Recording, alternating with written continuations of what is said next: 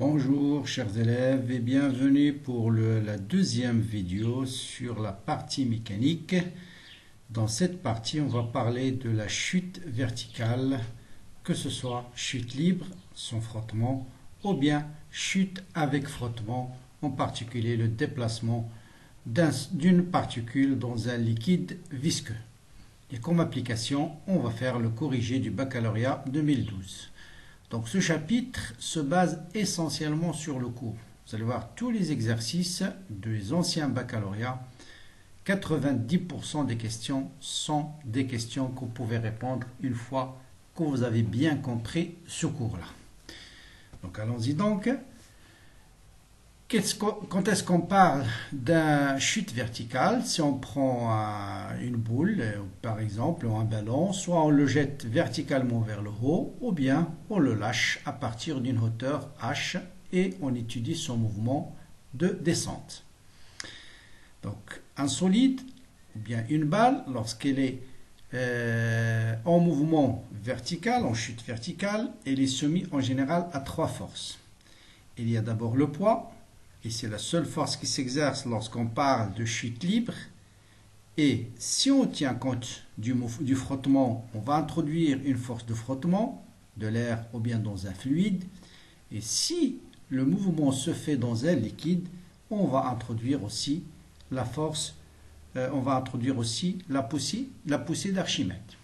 On va commencer d'abord par la chute libre. Et mot libre, ça veut dire le solide n'est soumis qu'à son poids.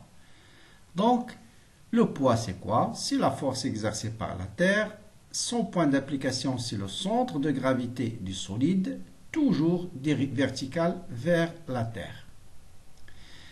Bien, voilà, sa valeur, bien sûr, son module, c'est m fois g. Donc là, il faut faire attention, suivant l'axe qu'on vous donne, l'axe de projection, des fois, elle est orientée vers le haut, des fois, elle est orientée vers le bas. Et bien sûr, s'il est orienté vers le haut, le poids va être moins mg fois k. S'il est orienté vers le haut, vers le bas, le poids va être plus mg fois k. Voilà la seule différence. Bien. Revenons au cas de chute verticale sans frottement. Prenons un solide qu'on va lâcher à partir d'une position qu'on va prendre comme origine de l'espace. Donc souvent les axes. Ce qui change, c'est ici, je prends ici z égale à 0. Vous voyez, z0 égale à 0. Et on va appliquer la deuxième loi de Newton. La somme des forces est égale à m fois l'accélération. Comme on a dit, puisque la seule force qui s'exerce lorsqu'il s'agit de chute libre, c'est le poids. Donc vous avez mg est égal à m fois l'accélération. Donc l'accélération est égale à g. Donc voilà la relation de base à partir de laquelle on va tout déterminer. Donc là, il faut faire très attention. L'accélération, sa projection, ou bien son vecteur A, on peut l'écrire A est égal à A suivant le vecteur unitaire de l'axe K. Et cette relation, elle est valable, quel que soit l'axe orienté vers le haut ou vers le bas. Autrement dit, A, c'est algébrique. Si vous trouvez A est positif, autrement dit, A peut être positif, peut être négatif. Donc ça, l'expression de A, c'est toujours A suivant K. Maintenant, ce qui change, c'est G, l'accélération de pesanteur. Si l'axe est orienté vers le bas, c'est plus G. Si l'axe est orienté vers le haut, c'est moins G. Donc, on est dans le cas où l'axe OZ est orienté vers le bas. Donc, la projection de G, c'est plus G. A, lui, c'est toujours l'accélération, sa valeur, c'est A. Donc, on va déduire d de v sur d de t. Donc voilà, d de v sur d de t, c'est l'accélération. Donc je vais réécrire ici. Donc là, ce qu'il faut savoir, c'est toujours, vous avez d'abord l'accélération. Et à partir de l'accélération, on déduit la vitesse. À partir de la vitesse, on déduit z. D'accord? Donc l'accélération, c'est la dérivée de la vitesse par rapport au temps. Donc pour passer de là à là, on va intégrer. Donc l'intégrale de v de d de x sur d de t, c'est x. Donc l'intégrale d de v, c'est v. Et l'intégrale d'une constante, c'est g fois la variable ici qui est le temps, plus v0. Donc voilà l'expression de la vitesse dans le cas général. Maintenant, pour passer à z, vous savez que la vitesse, c'est d de z sur d de t. Donc pour trouver z, on doit intégrer cette expression-là. L'intégrale de t, c'est t carré sur 2. L'intégrale de v0, c'est v0 fois t plus z0. Donc ça, ce sont des relations à apprendre par cœur. Bien. Maintenant, on va continuer. Bien. Là, je vais vous montrer. Donc, je pose une petite question. Si je lance à partir de la même hauteur une masse m d'1 kg et une masse m de 2 kg, laquelle des deux masses va arriver au sol la première? Eh bien, souvent on va dire, bon, la masse la plus lourde va arriver la première. Eh bien, regardons cette vidéo-là. Donc voilà deux corps de même masse. On les lance, bien sûr, là, il n'y a pas de problème. Trajectoire verticale, ils vont arriver au même milieu. Maintenant, on va changer. On va prendre une masse plus grande que l'autre. Et on va voir laquelle qui va arriver la première. Bon, s'il n'y a pas de frottement, les deux vont arriver au même moment. Autrement dit, la durée pendant laquelle ils vont parcourir cette hauteur h, elle est la même, que ce soit la masse la plus lourde ou bien la masse la plus faible. Bien sûr, s'il y a des frottements, donc là on va refaire la même expérience mais avec des frottements, et s'il y a des frottements maintenant, bien sûr le résultat ne sera pas le même. Donc s'il y a frottement, la base la plus lourde va arriver en premier. Et c'est ce qu'on va essayer de déduire dans ce cours. Voilà notre cas, c'est très utile de la chute libre. Cette fois-ci, on ne va pas lâcher la balle d'une hauteur h, mais on va l'envoyer avec une vitesse v0 vers le haut. Qu'est-ce qu'il va faire la balle? Il va monter jusqu'à une hauteur maximale, ici, où il va changer de sens, il va redescendre pour atterrir vers le sol. Quelles sont les caractéristiques de ce point? Ici, quand est-ce que la balle va rechanger de direction? Si bien sûr sa vitesse est nulle. Une fois qu'il est arrivé à sa hauteur maximale, sa vitesse est nulle. Et on va essayer de déterminer quelle est la hauteur h parcourue par cette balle-là avant de changer son chemin. Et bien la même chose pour l'étude de cet objet-là. Donc c'est toujours deuxième loi de Newton, somme des forces est égale à m gamma, toujours A égale à G, la seule force qui agit c'est le poids. Si on projette sur l'axe Z, donc là, l'axe Z il est dirigé vers le haut, donc A l'accélération c'est moins G, G, la projection de G c'est moins G, A c'est toujours A suivant K. Donc on intègre la vitesse, ça vous donne moins G fois T plus V0. Vous intégrez V, ça vous donne moins 1,5. Donc vous voyez, la seule différence avec le cas de tout à l'heure, vous avez ce signe moins. Bien, maintenant pour déterminer le temps, la hauteur h la plus élevée atteinte par le projectile. Donc quelle est cette hauteur h? Donc là, h on va la noter HA, ZH, on va la noter ZH. Donc là, on va la déterminer par quelle équation? Par les caractéristiques de ce point. En ce point, la vitesse est nulle. Donc, si la vitesse est nulle, on revient ici, on va poser V égale à 0 et on va trouver tout de suite que TH égale à V0 sur G. Donc, qu'est-ce qu'on a déterminé? Donc là, pour déterminer, là, vous remarquez, pour déterminer la hauteur H, on a déterminé d'abord le temps qu'a mis le projectile pour parcourir cette distance Z0, ZH. Donc, cette distance-là. Une fois que le projectile arrive ici, sa vitesse égale à 0, et c'est ça l'équation de base. Donc si V égale à 0, ça nous implique que T, on va le dire T indice H, c'est V0 sur G. C'est-à-dire au bout de V0, si je connais V0, je connais G, je peux déterminer le temps où le projectile va arriver au point H. Si je connais le temps, je remplace dans cette équation-là, Z, dans l'équation Z en fonction du temps. Cette équation me permet de déterminer la position du projectile connaissant le temps. Donc c'est ce qu'on va essayer de faire. Donc remplaçons donc dans l'équation Z égale à 1,5 G TH par sa valeur, c'est V0 sur G, V0 sur G. Vous voyez bien que ici vous allez avoir V0 au carré sur G. Ici, moins 1 demi V0 au carré sur G. Donc, ça va vous donner V0 au carré sur 2G plus Z0. Voilà la distance Z. Donc là, c'est ce qu'on a. Cette ZH, c'est la distance à partir de l'origine. C'est tout ça. Donc la distance parcourue par le projectile avant d'arriver à son maximum, c'est cette distance-là. C'est YAZ. Bon, là, je note. Je change les notations par tous ces Z. Hein. C'est Z, c'est Z et c'est Z. Donc c'est ZH moins Z0. Donc ZH moins Z0, ça vous donne 1 demi. Donc cette distance-là, tout simplement, cette distance, je la note petit d, est égale à V0 au carré sur 2G. Donc vous avez vu comment on l'a déterminé. Donc j'ai déterminé d'abord le temps qu'a mis le projectile pour arriver au point H. Ensuite, en utilisant Z en fonction du temps, on a déterminé cette distance-là. Donc quelques caractéristiques aussi du point A, très très utiles surtout dans les concours. Donc on vous passe par exemple avec quelle vitesse le solide va repasser par le point A. Donc il est lancé avec une vitesse V0. Il est monté jusqu'à son maximum. Ensuite, il va descendre. Quelle sera la vitesse au même point pendant la descente? Eh bien, il va passer avec la même vitesse V de A. D'accord? Donc, la vitesse, elle est la même. Bien. Qu'est-ce qu'il y a encore?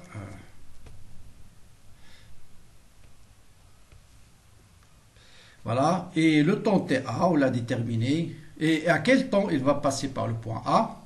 C'est 2 fois TA. TA, c'est le temps de montée. Et pendant la descente, il va faire exactement le même temps. Donc, le temps entre le lancement de l'objet et le passage de l'objet par le même point, c'est V0 sur G. Ce sont des relations très, très importantes, en particulier dans les concours. Bien. Maintenant, on va passer au cas du solide avec frottement. Cette fois-ci, on va lancer un solide dans un liquide ou bien une bille dans un liquide avec les forces de frottement. Bien.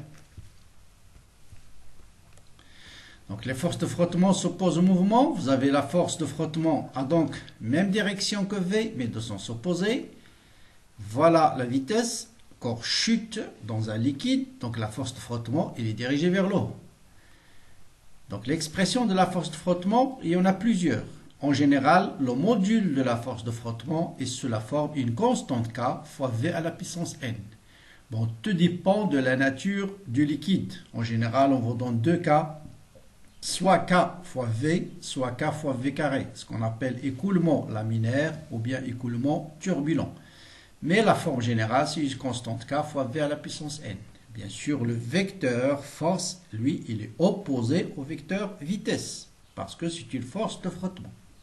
Donc voilà, donc en plus de poids, vous avez la force de frottement, mais en plus, dans un liquide, vous avez ce qu'on appelle la poussée d'Archimède. Eh bien, qu'est-ce que c'est que la poussée d'Archimède? Vous prenez une bille de volume V, vous la lancez dans un liquide de masse volumique ρ, et qu'est-ce qui se passe au liquide? Le volume de liquide va augmenter. Et cette augmentation est exactement égale au volume de la bille.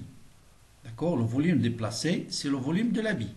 Eh bien, qu'est-ce qu'il nous dit, M. Archimède? Que tout corps placé dans un fluide subit de la part de celui-ci une force, on va le noter pi, verticale, toujours dirigée vers le haut, et de la norme. Quelle est la norme de cette force? C'est le poids du volume du fluide déplacé. Donc, c'est le poids de ce fluide.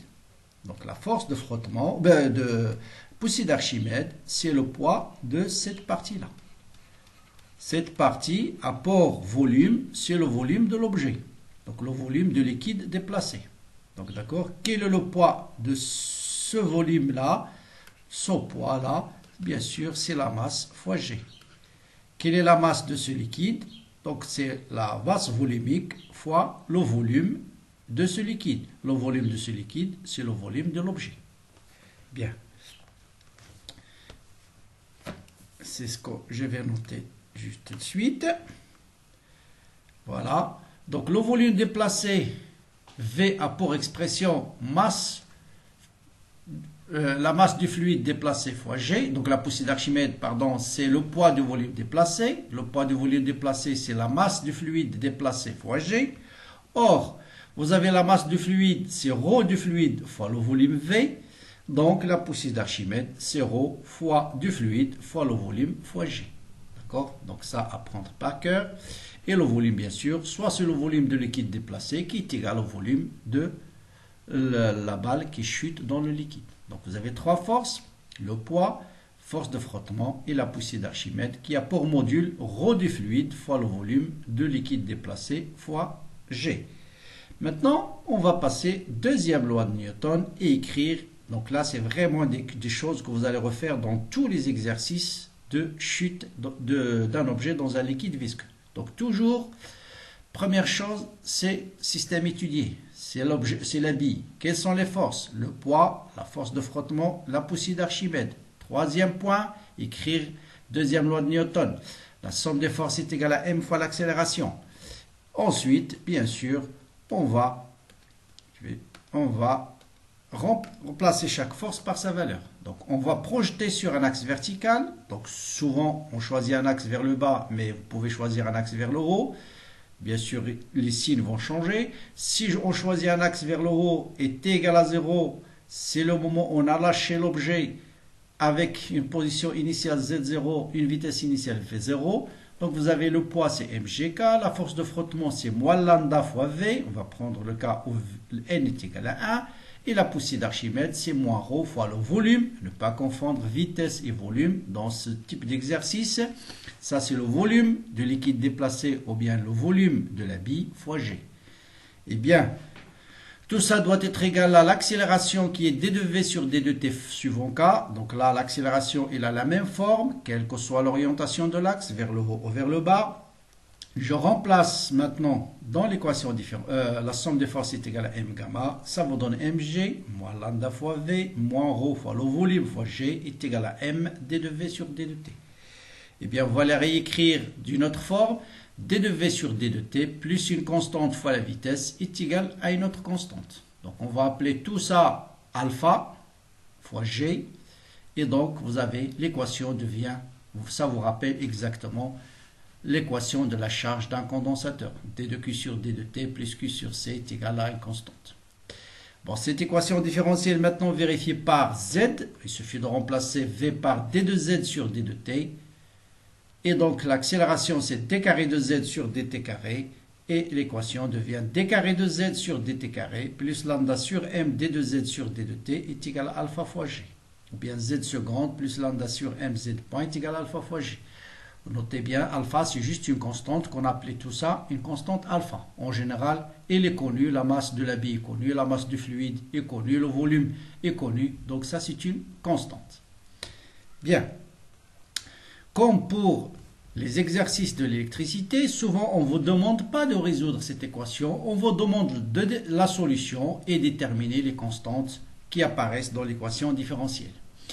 Eh bien, tout ça, donc cette équation, on va la réécrire autrement. Donc, d de v sur d de t, voilà, d de v sur d de t, plus cette constante lambda sur m, on va la poser b, et a, alpha fois g, je la pose a. Et donc l'équation devient d de v sur d de t, plus, bon, on va l'écrire plutôt comme ça. Voilà, vous voyez bien qu'il va devenir d de v sur d de t, plus b fois v est égal à a. Donc vraiment une équation classique que vous avez vue dans le charge du condensateur et où d'ailleurs la courbe, vous voyez que la vitesse ressemble à Q en fonction du temps. Donc on va définir une constante du temps qu'on peut déterminer par la même chose qu'on a fait en électricité, l'intersection avec la charge maximum et la tangente à l'origine. Et on peut déterminer bien sûr ce temps-là. Donc temps c'est un temps caractéristique qui sépare le régime transitoire du régime permanent. Et le régime transitoire, en général, ça dure 5 fois temps, comme en électricité, 5 fois temps. Bien, donc le régime transitoire, on va voir que la vitesse change, et le régime permanent, vous voyez bien que la vitesse devient constante. Donc dans un liquide, au départ, la vitesse va augmenter rapidement, et après, il va tendre vers une valeur constante qu'on appelle la vitesse limite. C'est l'équivalent de la charge du condensateur. Donc là, la vitesse va rester constante et le mouvement de la bille va devenir un mouvement uniforme dans le cas du régime permanent. Donc je continue. Maintenant, pour déterminer la vitesse limite, c'est comme le courant permanent ou la charge permanente. Dans le cas vitesse limite, c'est tout simplement, on va utiliser les propriétés de la vitesse limite. Ça veut dire c'est une vitesse qui est constante. Donc si V est égal à une constante, bien sûr en régime permanent, le volume il est constant, ou bien pendant la charge du condensateur par exemple, la tension au bord du condensateur est constante, donc d de V sur d de t égale à 0, on revient à l'équation différentielle et on remplace A plus B fois V égale à 0, et donc vitesse limite c'est moins A sur B. Donc voilà une première relation très importante. Pour déterminer A, il nous faut une autre condition, parce que là on a deux inconnus, A et B. V limite, souvent, on va la déterminer à partir de la courbe qu'on va vous donner. Et bien, la deuxième condition, on va la déterminer par t égale à 0. Donc, à t égale à 0, l'accélération, c'est la dérivée de la vitesse par rapport au temps et t égale à 0. Et donc, comme v à t égale à 0 égale à 0, donc, grand A va se réduire à d de v sur d de t égale à 0. En fait, voilà la relation générale. d de v sur d de t, c'est a moins b fois v. Et ça, on va l'appliquer à n'importe quel point, v indice n, c'est-à-dire nème point, est égal à a moins b fois la vitesse indice n. Si on applique cette relation à t égale à 0, d de v sur d de t à t égale à 0 est égal à a moins b fois v0. Or, en général, on lâche l'objet avec une vitesse initiale nulle. Donc, vous voyez bien que a, on va la déterminer à partir de la tangente à l'origine de la vitesse en fonction du temps. C'est souvent la méthode qu'on utilise pour déterminer A. Connaissant A et la vitesse limite, vous allez déterminer B. Vous voyez, on peut tout déterminer. Bien, vous avez une autre façon de déterminer, de résoudre cette équation. Au lieu d'utiliser la courbe, on va utiliser une méthode numérique qu'on appelle la méthode d'Euler. Et je vais expliquer cette méthode. Donc voilà l'équation différentielle, c'est d de v sur d de t plus lambda sur m fois v est égal à alpha fois g, ou bien d de v sur d de t est égal à a moins b fois v. Pour résoudre cette équation, qu'est-ce qu'on va faire? Donc on va la discrétiser, c'est-à-dire au lieu d'avoir une vitesse continue, on va considérer différentes positions. C'est-à-dire a indice n, ou bien à la position n, c'est d de v de n sur d de t à l'instant tn est égal à moins b fois v à l'instant tn. Voilà la première équation. À quoi va servir cette équation? Cette équation va servir, connaissant la vitesse à l'instant tn, ça permet de déterminer l'accélération à l'instant tn et inversement. Maintenant, comment passer à l'instant tn plus 1? Voilà, donc là, connaissant la vitesse à l'instant tn, je peux déterminer l'accélération à l'instant tn. Maintenant, comment déterminer à l'instant tn plus 1? Là, on va utiliser l'expression de l'accélération. L'accélération à l'instant tn, c'est Vn plus 1 moins Vn sur delta t. Donc delta t, c'est le temps entre l'instant tn et n plus 1. Donc cette équation va s'écrire sous la forme Vn plus 1 est égal à l'accélération à l'instant tn fois delta t plus Vn. Donc très bien, connaissant Vn maintenant et An, je peux déterminer Vn plus 1. Et on refait la boucle. Connaissant Vn plus 1, je vais déterminer An plus 2. Connaissant An plus 2, et je remplace ici et je peux déterminer et ainsi de suite. D'accord? Donc c'est une boucle. Hein? Voilà. Donc connaissant Vn et An et delta t, je peux déterminer Vn plus 1. Connaissant Vn plus 1, je détermine An plus 1. Connaissant An plus 1, je peux déterminer Vn plus 2. Connaissant Vn plus 2 et ainsi de suite, et la boucle.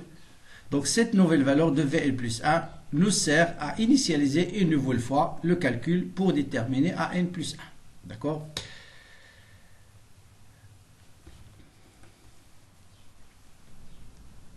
Donc voilà, je résume un peu la méthode d'Euler. Donc tout est basé sur deux équations. L'équation An qui est égale à A moins BV de n, c'est l'équation différentielle. Et la définition de l'accélération A indice n, c'est Vn plus 1 moins V de n sur delta t. Donc voilà le principe. Connaissant V de n, je détermine A de n par cette équation 1. Connaissant A de n et V de n, je vais déterminer Vn plus 1. Là, l'équation 2. Connaissant V de n plus 1, je détermine An plus 1, l'équation 1. An plus 1. Connaissant AN plus 1 et VN plus 1, je détermine VN plus 2, équation 2. Connaissant Vn plus 2, je détermine AN plus 2. Et donc, je peux déterminer l'accélération et la vitesse à n'importe quel instant. Bien. Passons maintenant à un exercice d'application. Donc, voilà l'exercice. Donc, c'est baccalauréat 2012. On va étudier la chute d'un corps solide dans un liquide visqueux permet de mesurer quelques grandeurs telles que la viscosité du liquide. Donc, le but, c'est de déterminer une grandeur qui caractérise ce liquide. Bon, une masse volumique de ρ sert de support. La chute bis d'acier de masse m de centre G. La vitesse initiale à t égale à 0 est nulle. Voilà ce qui est important. Le centre de G à l'instant t est repéré par l'abscisse Z. L'axe est orienté vers le bas. Ça, c'est important. On admet que la position de Z à t égale à 0 est confondue avec l'origine de l'axe au Z. Ça veut dire à t égale à 0, vous avez Z égale à 0. Et que la poussée d'Archimède est non négligeable devant les autres applications. Donc, il faut en tenir compte. On modulise la force de frottement par moins K fois V. On va dans le rayon de la bille, sa masse. On rappelle que le module de la poussée d'Archimède est égal au module du poids du liquide déplacé. Donc, ce que je viens de dire tout à l'heure. Donc là, on vous le rappelle en plus. Donc, en appliquant la deuxième loi de Newton montrée, vous voyez, c'est exactement l'équation différentielle qu'on a déterminée tout à l'heure. D2V sur D2T plus AV égale à B. On vous demande de préciser les expressions de A et de B en fonction des données de les problèmes. Gm, ρ et le volume de la bille. Vérifier, vous voyez, c'est exactement la même équation qu'on a vue en électricité. La solution est exactement la même. On vous demande de vérifier que B sur A, facteur de 1 moins exponentielle moins T sur taux est solution de cette équation, à condition de prendre taux est égal à 1 sur A, qui est le temps caractéristique du mouvement. Deuxièmement, donner l'expression de la vitesse limite. Donc voilà, du centre G en fonction de A et B. Vous voyez, tout ça, c'est des questions de cours. À l'instant, à l'aide d'un circuit électronique, on a suivi V en fonction du temps, déterminer graphiquement vitesse limite et taux. Donc c'est l'équivalent de E et taux, la même définition qu'en électricité. Déterminer la valeur de coefficient K. Donc c'est là où il faut essayer de manipuler un peu les formules que vous avez. Ensuite, le coefficient K varie avec le rayon de la bille, avec le coefficient de viscosité, se forme 6 pi fois eta fois R. Eta, déterminer la valeur de le coefficient eta, c'est ce qu'on appelle le coefficient de viscosité. R est les données. K, on l'a déterminé avant, donc c'est juste une application numérique. Et troisième dernière question, on va appliquer la méthode d'Euler pour déterminer quelques vitesses connaissant l'accélération. Par exemple ici, connaissant V1, on va déterminer A1. Connaissant A1, on va déterminer V2. Donc là, c'est exactement une application pour ceux qui n'ont pas encore compris le principe de cette méthode. Donc allons-y sur la première partie, je vais aller un peu rapide parce que tout a été fait tout à l'heure. Donc voilà, faites toujours un schéma en mécanique, représentez les forces. Donc vous avez le poids dirigé vers le bas, la force de frottement et la force d'Archimède dirigée vers le haut. Pour déterminer l'équation différentielle, automatiquement, le principe de deuxième loi de Newton est la projeter sur l'axe OZ. Donc la projection est dirigée vers le bas. Donc le poids c'est plus et les autres c'est moins. Donc moins K fois V, moins ρ fois V. Attention, ça c'est le volume. Est égal à M d de V sur d de T. On va les réécrire sous la forme qu'on nous donne. d de V sur d de T plus une constante fois V est égal à une constante. Donc par analogie avec la solution, A, c'est K sur M, et B, c'est G moins ρ fois V fois G sur petit m. Donc voilà, et ça, vous le notez, c'est très important. Vous voyez que tout à l'heure, pour connaître K, il suffit de déterminer A. Par exemple, B, bon, ρ c'est donné, V c'est donné, G c'est donné, M c'est donné, B on peut le calculer. Hein. On a tout pour calculer B. Donc, vérifions que ça est une solution. Même chose qu'en l'électricité, on va calculer la dérivée de V par rapport au temps. Ça vous donne moins B sur A, 1 sur taux exponentiel. On remplace dans l'équation différentielle. On met toujours l'exponentielle en facteur, comme ce qu'on a fait en électricité. Ceci, facteur de ceci est égal à 0, parce que B moins B égale à 0, quel que soit T, si et seulement si, ce qui est entre parenthèses, il est nul. Donc, tout ce qui est entre parenthèses, il est nul, si A est égal à 1 sur taux. Donc, vous voyez, maintenant, tout devient clair. Pour déterminer A, il faut connaître taux. Donc, le taux, en général, on le détermine à partir de la courbe. Et connaissant A, on a déterminé, rappelez-vous, l'expression de A, elle est en fonction de K. Connaissant A, je peux déterminer K. Donc, vous voyez, tous les exercices de ce type, bon, qui ont été posés au baccalauréat, sont exactement de ce type-là. Bon, l'expression de la vitesse limite, bien sûr, la vitesse limite, si tendant vers l'infini, si vitesse limite est obtenue lorsque la vitesse est égale à constante, donc ça veut dire cette dérivée elle est nulle, donc la vitesse limite c'est moins b sur a. Voilà, c'est moins b ici, donc il y a signe moins. Bon, les gens qui disent que vous avez oublié quelque chose, donc ça c'est si v est égal à constante, ce terme est égal à 0, donc vous allez avoir bien sûr vitesse limite est égale à moins p sur a. Bien. Maintenant, voilà la courbe. À partir de la courbe, on peut déterminer deux choses. On peut déterminer la vitesse limite, c'est la valeur de cette constante-là, 1,2, 1,4, donc c'est 1,5 mètres par seconde, pardon, 1,5 mètres par seconde. On peut déterminer taux, vous voyez bien l'intersection de la tangente avec la vitesse limite, sa projection, c'est 0,2. Donc la courbe me permet de déterminer vitesse limite et taux. Bien sûr, faites attention aux unités.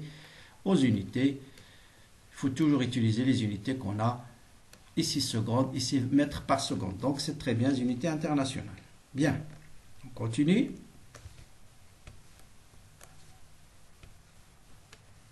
Déterminons la valeur de K. Comme je dis tout à l'heure, où se trouve K? Il se trouve dans l'expression de A.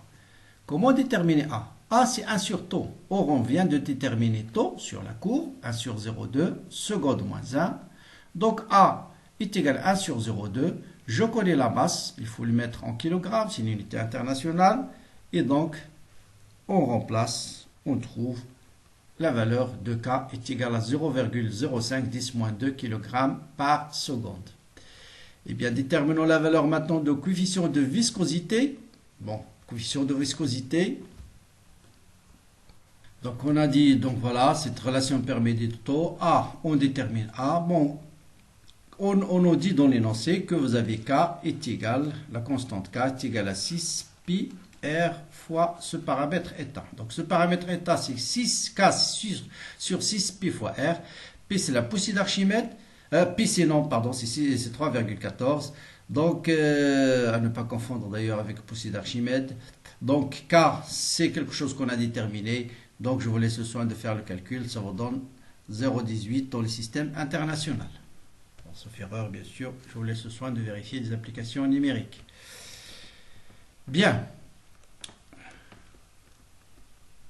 Maintenant, on passe à la méthode d'Euler. Donc, voilà la méthode d'Euler. On nous dit, voilà, on nous donne ça, d de v sur d de t. En fait, c'est juste A et B. Vous pouvez vérifier ça.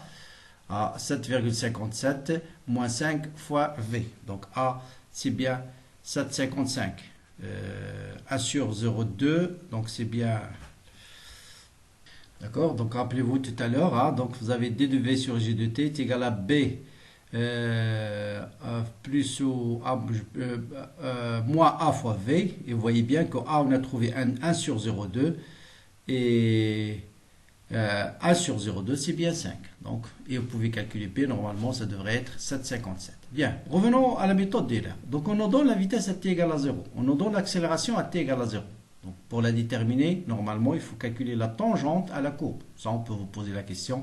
Déterminer à 0. Il faut utiliser la courbe. Si on veut, par exemple, retrouver nous-mêmes à 0, donc je reviens ici. Voilà, il suffit de calculer la tangente à la courbe ici. C'est l'accélération. Bien, revenons donc à la méthode d'Euler. Donc, pour déterminer A1, donc je connais V1.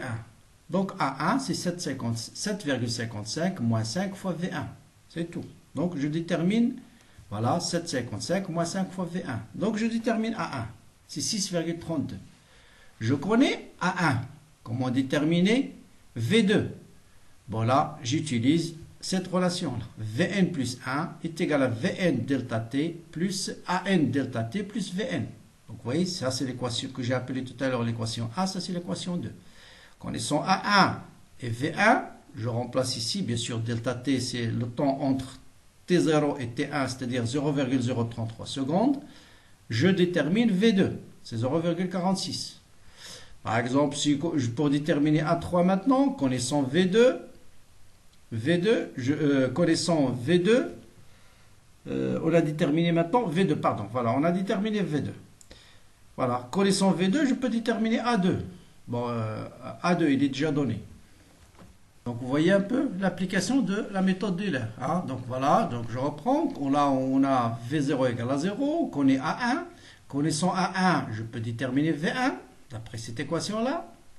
Connaissant V1 et A1, je peux déterminer V2 à partir de cette équation-là.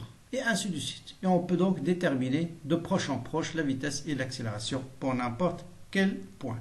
Bien sûr, delta t, vous voyez bien, de passer là à là, s'il faut ajouter 0,033, de passer de là à là, c'est toujours le même delta t.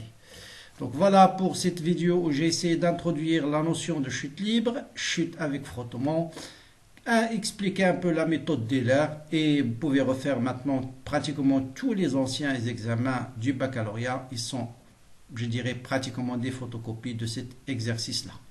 Voilà, je vous souhaite bon courage, bonne continuation bien sûr. Partagez la vidéo avec vos amis, envoyez-moi vos commentaires et à très bientôt pour la suite qui sera la chute parabolique.